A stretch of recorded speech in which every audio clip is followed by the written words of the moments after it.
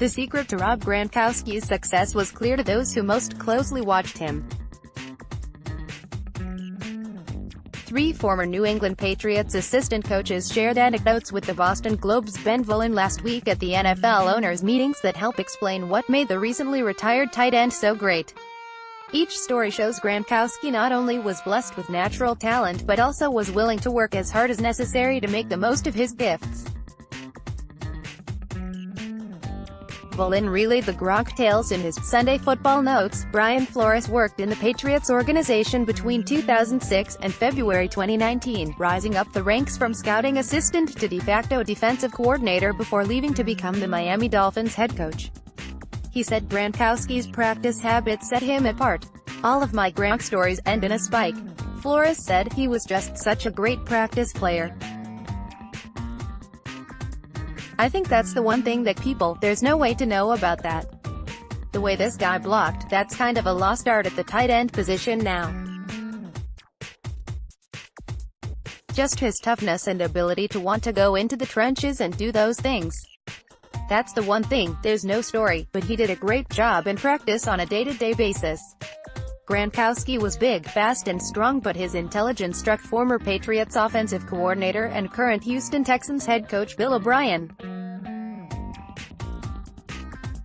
"Great guy," O'Brien said. "He had an awesome energy about him. Really talented guy. Very instinctive, very football smart. He learned fast, had an excellent instinct for the game. Instinct for coverage is. Learned how to be a really good run blocker, too." Matt Patricia, former Patriots defensive coordinator and Detroit Lions head coach, recalled one story about Gronkowski that's nothing short of a gem. "We'd do a goal line, 7-on-7 period every Friday practice," Patricia said. "We put the trash cans out there as the O-line, and they'd be running crossing routes. Being a defensive coach, I was trying to make it as difficult as possible. So Rob is running a crossing route behind me and I knew he was. So I took the garbage can and I just slung it backwards and I caught him right in between the legs. He goes down hard, and he's laying on the ground, he's not getting up. And I'm like, this is Friday before a game. I'm like, this is it, I'm done, and he's playing it off. He was fine, but I was like, get up right now before I get fired, like, what are you doing?"